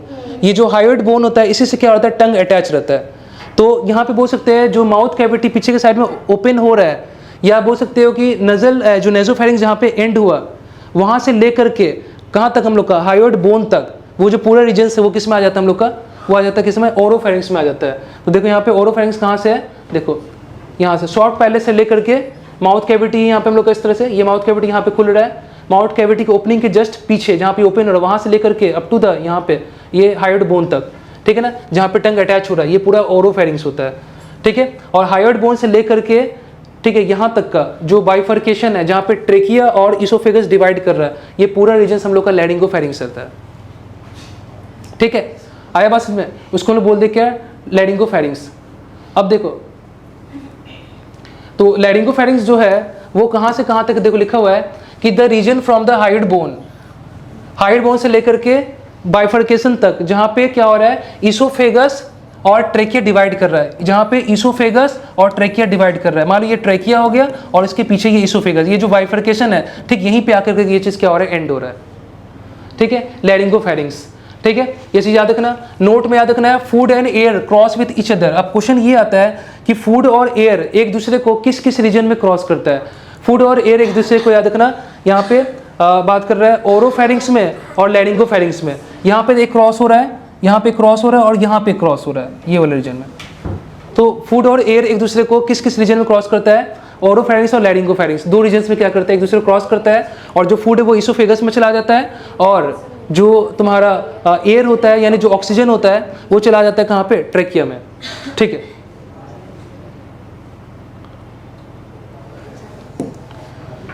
अब जो लैरिंग्स है, लैरिंग्स का बात कर रहे हैं, लैरिंग्स हम लोग बोलते हैं क्या, वॉइस बॉक्स बोलते हैं, ठीक है। लैरिंग्स जो है वो वॉइस बॉक्स है, ठीक है। बर्ड्स में अगर हम बात करेंगे, बर्ड्स के केस में वॉइस बॉक्स जो है, बर्ड्स का जो वॉइस बॉक्स है वो क्या कहलाता है, सायरिंग्स कहलाता है। अब क्या होता है कि ये जो लैरिंग्स है वो कहाँ से कहाँ तक है, ये जो लैरिंग्स है याद रखना, ये तो लिखा हुआ कहाँ से, एंटीरियर जो नेक है, नेक जो एंटीरियर है ना, to the oesophagus and fourth through the 6 cervical vertebra. C4 से लेकर के, C यहाँ पे क्या है, सर्वाइकल वर्टिब्रा है, C4 से लेकर के C6 लेवल तक जो है वो क्या है हम लोग का, वहाँ तक हम लोग का ये लैरिंग्स है। C4 सर्वाइकल वर्टिब्रा का जो C4 है, 4 नंबर जो वर्टिब्रा है, वहाँ से लेकर के C6 तक जो है वो लैरिंग्स प्रेजेंट है, ये उसका लोकेशन है, ठीक है। अच्छा, अब यहाँ पे क्या बोल रहा है कि लैरिंग्स का जो वॉल है याद रखना, ये बना हुआ है क्या, 9 पीस ऑफ कार्टिलेज का। लैरिंग्स का अगर बात करेंगे तो लैरिंग्स का जो वॉल है उसमें भी कुछ कार्टिलेजेस है, यहाँ पे 9 कार्टिलेजेस टोटल है, 3 पेयर्स है और 3 अनपेयर्ड्स है। यहाँ पे 3 पेयर्स का नाम लिखा हुआ है, यहाँ पे जितने सारे कार्टिलेज होंगे 3 का सभी पेयर में होगा, यानी 3 का पेयर मतलब 6 हो गया इधर में, और यहाँ पे 3 अनपेयर्ड यानी 6 और 3 कितना होगा, 9 हो गया। तो इस तरह से तुम देख रहे हो 3 अनपेयर का नाम याद रखना है, एक हम लोग का थायराइड कार्टिलेज, दूसरा होता है एपिग्लॉटिस और तीसरा क्या होता है, क्रिकॉइड कार्टिलेज। यहीं तक बताया था ना कि ये जो इंटरनल लेयर्स पीछे की तरफ ओपन हो रहा था, वहां से लेकर के जो क्रिकॉइड कार्टिलेज तक था वो फेरिंग्स था, ठीक है ना। तो क्रिकॉइड कार्टिलेज ये चीज याद रखना। और यहाँ पे जो 3 पेयर्ड है, इसमें है तुम लोग का एडिटिनॉइड कार्टिलेज है, यूनिफॉर्म कार्टिलेज है, कॉर्निकुलेट कार्टिलेज है, और इसको हम लोग क्या बोलते हैं, कार्टिलेज ऑफ सेंटोरिनी भी बोलते हैं, ये चीज याद रखना, ठीक है। यहाँ पे डायग्राम में भी दिखाया गया है, ये इस तरह से तुम देखो कि लैरिंग्स के वॉल में कुछ जो कार्टिलेजेस है वो यहाँ पे दिखाया गया है। ये इसका फ्रंट व्यू है, ये इसका बैक व्यू है, ये सामने से दिखाया, पीछे से दिखाया गया है, ठीक है। ग्रीन वाला जो दिखाया ये एपिग्लॉटिस है, फ्लैप लाइक जो लीफ के जैसा फ्लैप जो प्रेजेंट है यहाँ पे, जो ट्रैकिया की ओपनिंग को बंद करता है ना, ड्यूरिंग क्या, फूड स्वॉलिंग। जब हम फूड स्वॉलो कर रहे हैं तो उस टाइम पे याद रखना ये फूड को ट्रैकिया यानी विंड पाइप में जाने से प्रिवेंट कर रहा है। थायराइड कार्टिलेज ये वाला पूरा है, ठीक है। थायराइड कार्टिलेज को हम लोग क्या बोलते हैं, एडम्स एप्पल बोलते हैं। मेल के केस में थायराइड कार्टिलेज को बोलते हैं एडम्स एप्पल। हाँ, एरिटिनॉइड कार्टिलेज कौन सा वाला है? ब्लू वाला है, ये एरिटिनॉइड कार्टिलेज है। और जो येलो वाला है वो कैसा हम लोग का? क्रिकॉइड कार्टिलेज है। और यहाँ पे जो पिंक वाला है दो ठो छोटा छोटा सा, ये हम लोग का कॉर्निकुलेट कार्टिलेज, यानी पेयर्ड में है। तो यहाँ पे कुछ पेयर्ड है, कुछ अनपेयर्ड भी है, ठीक है, इसे ध्यान रखना। टोटल 9 कार्टिलेज, इसका नाम याद रखना।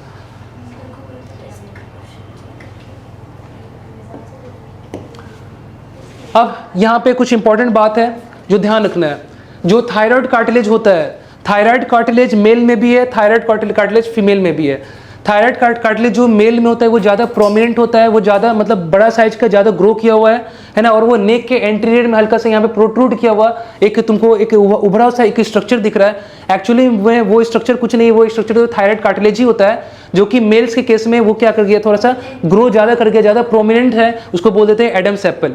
ये चीज़ याद रखना। तो देखो वही चीज़ लिखा हुआ है कि जो थायराइड कार्टिलेज है ये एक लार्जेस्ट कार्टिलेज होता है। सबसे बड़ा कार्टिलेज देखो डायग्राम में भी तुमको दिखाया गया, सबसे बड़ा कार्टिलेज यही है, ठीक है, थायराइड कार्टिलेज, ठीक है। और एडल्ट मेल में इसको हम लोग एडम्स एप्पल बोलते हैं। इंपॉर्टेंट एक क्वेश्चन आता है कि एडल्ट मेल में इसको हम बोलते हैं एडम्स एप्पल, ठीक है। चलो, अब ये जो एडम्स एप्पल होता है, याद रखना ये एक सेकेंडरी सेक्सुअल कैरेक्टर है। जो सेकेंडरी सेक्सुअल कैरेक्टर डेवलप हो रहा है तो उस टाइम पे यहाँ पे ये जो एडम्स एप्पल है, याद रखना इसका भी कहीं ना कहीं क्या होता है, ये भी इनलार्ज होता है, ये भी साइज में बड़ा होता है। और हम लोग का जो वॉइस है, याद रखना वो कैसा हो जाता है, वो थोड़ा सा भारी की तरह होता है, मतलब अजीब सा देख बोलते हैं ना कि जब छोटा सा बच्चा, जब तुम देख रहे हो चाइल्डहुड का बात कर रहे हो, तो छोटा बच्चा का और मेल और फीमेल दोनों का साउंड कैसा होगा, ऑलमोस्ट एक जैसा लगता है, पता नहीं चलता है मेल बोला या फीमेल बोला, क्योंकि उस केस में ड्यूरिंग चाइल्डहुड में याद रखना इसका जो डायमेंशन होता है किसका, लैरिंग्स का, वो लेवल सिमिलर होता है। प्यूबर्टी के बाद धीरे धीरे क्या होता है, लैरिंग्स का जो साइज है वो तेजी से बढ़ने लगता है। लैरिंग्स जब ग्रो करेगा, लैरिंग्स जब इंक्रीज करेगा, तो लैरिंग्स का ये चूंकि पार्ट होता है थायराइड कार्टिलेज, तो थायराइड कार्टिलेज भी ग्रो करता है। जब थायराइड कार्टिलेज ग्रो करेगा तो ये नेक के एंटीरियर में, फ्रंट में क्या होगा, उभरा हुआ सा दिखेगा, जिसको बोल देते हैं एडम्स एप्पल। दोनों में, मेल और फीमेल में दोनों, मेल में ज्यादा ये लार्ज साइज का, इसलिए ज्यादा प्रोमिनेंट है, ठीक है ना। और याद रखना ये 40 ईयर्स तक, up to 40 years of age तक याद रखना ये कंटिन्यू ग्रो कर रहा है। 40 साल तक ये क्या करता है, ग्रो करता रहता है, ठीक है ना, ये चीज ध्यान रखना। इसलिए क्या होता है, मेल वॉइस जो याद रखना अलग अलग एज के हिसाब से क्या होता है, चेंज होता चला जाता है। अब यहाँ पे क्या है, इस तरह से तुमको देखो ये फ्रंट है, ये बैक व्यू है, इस तरह से दिखाया है। देखो सब कार्टिलेज को यहाँ पे दिखा दिया है। क्रिकॉइड कार्टिलेज कैसा है, थायराइड कार्टिलेज कैसा है, एरिटिनॉइड कार्टिलेज कैसा है, कॉर्निकुलेट कार्टिलेज कौन सा वाला है, ये सब कुछ यूनिफॉर्म है। एपिग्लॉटिस पूरा कार्टिलेज को यहाँ पे दिखा गया है, एक एक पार्ट्स को, ठीक है। ये पोस्टीरियर व्यू है, ये एंटीरियर व्यू है, ठीक है, इसे ध्यान रखना। यहाँ पे ये क्रिकॉइड कार्टिलेज है, ठीक है। अच्छा, यहाँ पे एक चीज़ याद रखना है थोड़ा सा कि यहाँ पे ये जो हायोइड बोन है, हायोइड बोन जो है ये कनेक्ट रहता है थायराइड कार्टिलेज के साथ। यहाँ पे एक कनेक्शन हुई है, यहाँ पे एक ब्रॉड लिगामेंट्स है, इसको बोलते हैं थायरोहायोइड लिगामेंट। थायरो मतलब थायराइड कार्टिलेज और हायोइड मतलब हायोइड बोन।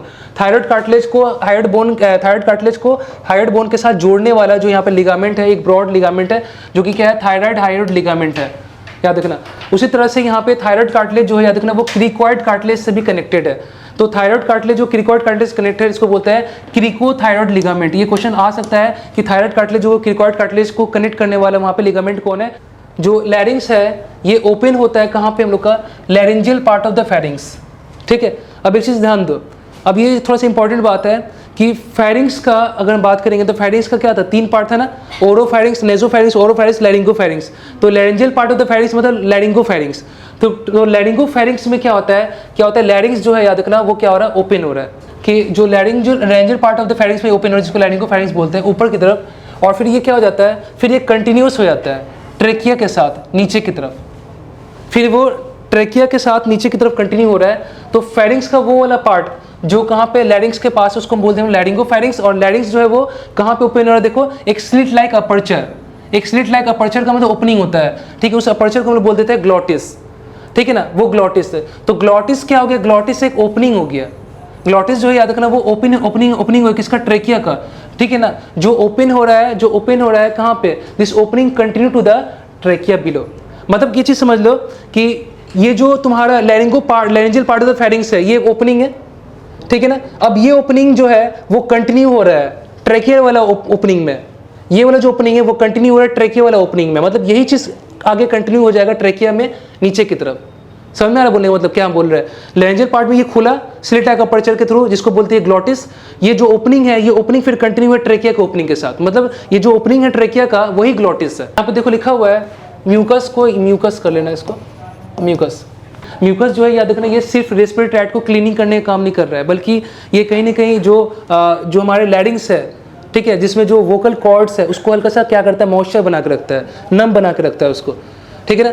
ये चीज़ याद रखना, क्योंकि साउंड आने के लिए कहीं ना कहीं जो वोकल कॉर्ड है वो हल्का सा मॉइस्चराइज होना चाहिए। तो वही चीज़ बोल रहा है कि रेस्पिरेटरी ट्रैक्ट के अंदर में हमारे जो म्यूकस है ये हमें इसेंशियल है, नॉट ओनली फॉर क्या keeping the, not only for the क्या cleaning of the respiratory tract, but also required there, यहाँ पे क्या है, वोकल कॉर्ड को मॉइस्ट करने के लिए भी, वोकल कॉर्ड को मॉइस्ट करके रखने के लिए भी याद रखना, ताकि वो अच्छे तरीके से काम कर सके, ऑप्टिमम फंक्शन कर सके। उसके लिए भी क्या चीज़ का जरूरत होता है हमको, उसके लिए भी हमको म्यूकस का जरूरत होता है। म्यूकस एक फ्लूइड है, ये तो पता ही है, समझ में आ रहा। तो यहाँ पे जो बोल रहा है कि जो लैरिंजियल कैविटी होता है ये कंटेन कर रहा है क्या, 2 pair of vocal cords. Laryngeal cavity में क्या है हम लोग का, 2 पेयर ऑफ वोकल कॉर्ड्स है। मतलब यहाँ पे जो 2 पेयर ऑफ वोकल कॉर्ड्स है, एक हम लोग का 2 पेयर का मतलब क्या होगा, 4 हो गया ना। यहाँ पे एक फोल्ड्स है 2 और ये 2 यहाँ पे है, इस तरह से 2 फोल्ड्स यहाँ पे। ये वाला जो है ना याद रखना ट्रू वोकल कॉर्ड्स है, ये वाला। इसके अगल बगल में जो दिखाया गया ये हम लोग का फॉल्स वोकल कॉर्ड है। जो साउंड आता है वो ट्रू वोकल कॉर्ड से ही आता है। फॉल्स वोकल कॉर्ड होता है एक सपोर्टिंग स्ट्रक्चर्स होता है, यहाँ से साउंड नहीं आता है, ठीक है। तो यहाँ पे एक चीज़ याद रखना है कि जो अपर फोल्ड्स है, अपर फोल्ड्स ये वाला, अपर फोल्ड्स एंटीरियर ऊपर वाला, इसको बोलते हैं फॉल्स वोकल कॉर्ड। और जो लोअर फोल्ड्स है इसके नीचे ये वाला, येलो वाला, इसको बोलते हैं, ये पोस्टीरियर मतलब पीछे वाला ट्रू वोकल कॉर्ड है। जो ट्रू वोकल कॉर्ड या ट्रू वोकल फोल्ड्स है यहीं से क्या होता है, साउंड आता है, ये ध्यान रखना। जो वोकल कॉर्ड्स है देख रहे हो, ये जो वोकल कॉर्ड्स है और जो वोकल कॉर्ड या वोकल फोल्ड्स है इसके बीच में देखो एक स्पेस दिखा है यहाँ पे, ठीक है। जो वोकल फोल्ड्स या वोकल कॉर्ड्स ये जो स्पेस को इनक्लोज कर रहा है, इसको इनक्लोज कर रहा है, ढक रहा है, इसको बोल देते हैं क्या, रीमा ग्लोटाइडिस, या इसको बोलते हैं Reema glottis.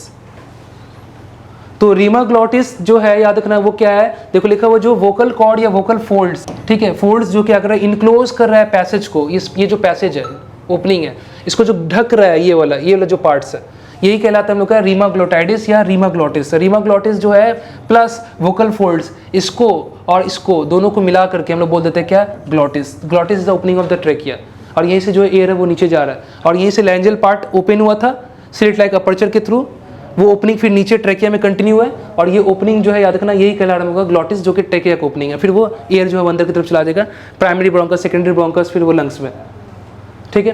True vocal cord जो है देखो लिखा हुआ है वो हेल्प कर रहा है क्या, साउंड प्रोडक्शंस में, और जो फॉल्स वोकल कॉर्ड है वो क्या कर रहा है, जस्ट एक सपोर्टिंग स्ट्रक्चर्स होता है, ठीक है। और यहाँ पे लैरिंग्स में जो लाइनिंग है एपिथेलियम का याद रखना है, स्यूडो स्ट्रेटिफाइड सिलेटेड कॉलमनर एपिथेलियम्स है। यहाँ पे म्यूकस ग्लैंड भी प्रेजेंट है, ठीक है।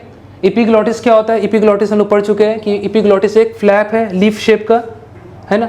लीफ शेप का क्या एक फ्लैप है जो क्या करता है, ये ड्यूरिंग स्वॉलिंग ऑफ फूड, जब हम फूड निकल रहे होते हैं तो उस टाइम पे ये फ्लैप जो है वो ट्रेकियल ओपनिंग को बंद कर देता है, ताकि फूड जो वो ट्रेकिया में ना जाने पाए, वो कहाँ चला जाए, वो चला जाए इसोफेगस में। ये चीज़ याद रखना। तो ये प्रिवेंट कर रहा है एंट्री फूड को इन द रेस्पिरेटरी सिस्टम, ठीक है। ये सिंगल नंबर होता है, ये बना होता है इलास्टिक कार्टिलेज का। ट्रेकिया और विंड पाइप का बात कर रहे हैं, तो ट्रेकिया और विंड पाइप का बात कर रहे हैं, तो देखो लिखा हुआ है, तुम अगर ट्रेकिया को देखोगे तो इस तरह से तुमको यहाँ पे इनकम्प्लीट सी शेप रिंग मिलेगा। यहाँ पे देख रहे हो ये रिंग दिख रहा है इस तरह से, इनकम्प्लीट सी से मतलब सी तो ऐसा होता है ना, अगर ये दोनों पॉइंट्स, ये दोनों एंड अगर इस तरह से फ्यूज कर जाएगा तो ये कंप्लीट रिंग हो जाएगा। तो यहाँ पे क्या है, इनकम्प्लीट है, सी शेप का है, ठीक है, रिंग है, ठीक है। कहाँ पे है, ये ट्रेकियम में है। ट्रेकियम में फ्रंट में ऐसे लगा हुआ है, ये रिंग ऐसे है, पीछे में ऐसे खुला हुआ है, पीछे में ऐसे खुला हुआ, पीछे में बंद नहीं है, पीछे में ऐसे खुला हुआ है, ठीक है ना। ऐसा क्यों होता है, क्योंकि सीधा सा बात है, ट्रेकिया आगे की तरफ है, फूड पाइप पीछे की तरफ है। जब खाना आएगा फूड पाइप में तो फूड पाइप जो इसोफेगस वो एक्सपेंड करता है, फैलता है, स्पेस चाहिए होता है इसको, तो वो स्पेस जो है वो उसको फैसिलिटेट कौन दे रहा है, फैसिलिटी दे रहा है स्पेस के लिए, है ना, वो ये कौन प्रोवाइड कर, ये ट्रेकिया प्रोवाइड करता है। इसलिए यहाँ पे क्या होता है, जो ट्रेकिया में जो सी शेप कार्टिलेज है वो इनकम्प्लीट है, ठीक है। ये इसका लोकेशन देख लो यहाँ पे, तो एंट्री जो लैरिंग्स है वो वहाँ से एक्सटेंड कर रहा है, और एक्सटेंड करता हुआ 5th थोरेसिक वर्टिब्रा तक जाकर के वो एंड कर रहा है, ठीक है। उसके बाद ट्रेकिया जो है वो देखो इस तरह से डिवाइड कर रहा है।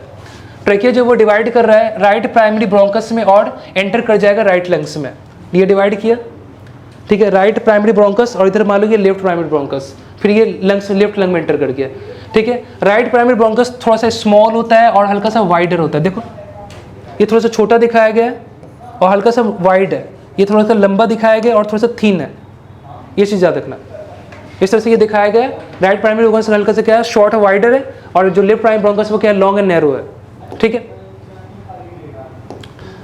अब देखो यहाँ पे क्या है, इसमें एक चीज़, ये चीज़ ध्यान रखना कि इसको सपोर्ट करने के लिए ट्रैकिया को सपोर्ट करने के लिए, अब देखो सी शेप कार्टिलेज क्यों होता है, अगर सी शेप कार्टिलेज नहीं होता तो क्या होता है, सी शेप कार्टिलेज नहीं होता तो ट्रैकिया जो है याद रखना वो क्लैप्स कर जाता है, पिचक जाता है, क्योंकि ऐसा नहीं होना चाहिए कि भाई ट्रैकिया के पास में कोई भी स्ट्रक्चरल सपोर्ट नहीं है। ट्रैकिया को एक स्ट्रक्चरल सपोर्ट देने के लिए वहाँ पे क्या बनाया गया है, सी शेप का कार्टिलेज बनाया गया। वो कार्टिलेज जो है याद रखना वो ट्रैकियल वॉल को कोलैप्स होने से, पिचकने से रोकता है, नहीं तो फिर ये बंद हो जाएगा तो एयर जाना स्टॉप हो जाएगा तो फिर इंसान मर जाएगा।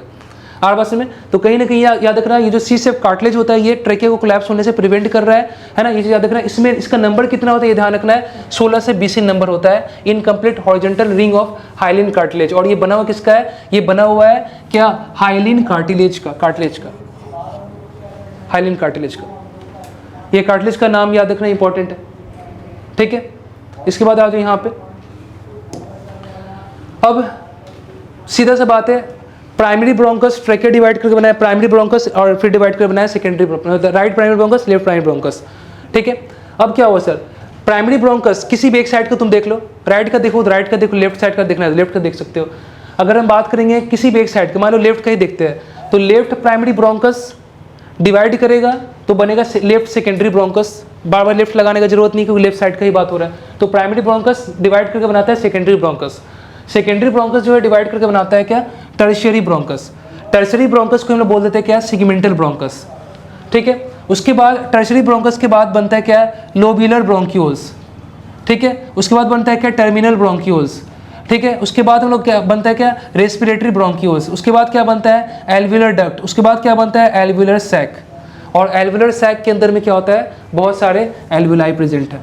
एल्वियुलर सैक कंटेन मेनी एल्वियुलाई। इस तरह से अगर तुम देखोगे तो फाइनली यहाँ तक हम पहुँचे। अब सुनो, अब जो कार्टिलेजिनस रिंग है, कार्टिलेजिनस रिंग, ठीक है, ये कहाँ तक है, कार्टिलेजिनस रिंग जो है ये प्रेजेंट हम लोग का टर्मिनल ब्रोंक्यूल्स तक।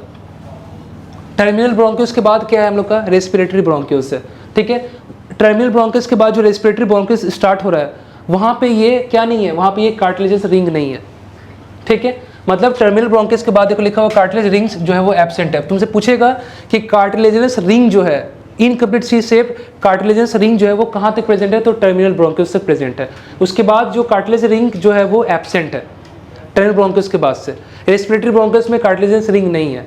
ठीक है, अच्छा, कंडक्टिंग जोन कहाँ से सर, कंडक्टिंग जोन जो है वो खत्म कहाँ पे हो रहा है, इसी टर्मिनल ब्रोंक्यूल्स में। टर्मिनल ब्रोंक्यूल्स तक ही कंडक्टिंग जोन खत्म हो रहा है। टर्मिनल जोन के बाद कंडक्टिंग जोन जो है वो याद रखना टर्मिनल ब्रोंक्यूल्स तक खत्म हुआ। टर्मिनल ब्रोंक्यूल्स के बाद शुरू हो रहा है वहाँ पे रेस्पिरेटरी ब्रोंक्यूल्स। वहाँ से क्या शुरू हो रहा है, वहाँ से रेस्पिरेशन शुरू होगा, वहाँ से गैस एक्सचेंज शुरू होगा। तो इसके पहले गैस एक्सचेंज नहीं हो रहा है टर्मिनल ब्रोंक्यूल्स तक, तो ये पूरा का पूरा क्या हो गया हम लोग का, कंडक्टिंग पार्ट हो गया। ठीक है, इसी को हम बोल देते हैं क्या, ब्रोंकियल ट्री बोल देते हैं। तो टर्मिनल ब्रोंक्यूल्स तक क्या कहलाएगा हम लोग का, ब्रोंकियल ट्री। देखो लिखा हुआ है कि कंडक्टिंग जोन कहाँ पे एंड हो रहा है, टर्मिनल ब्रोंक्यूल्स तक एंड हो रहा है, जिसको बोल देते हैं ब्रोंकियल ट्री।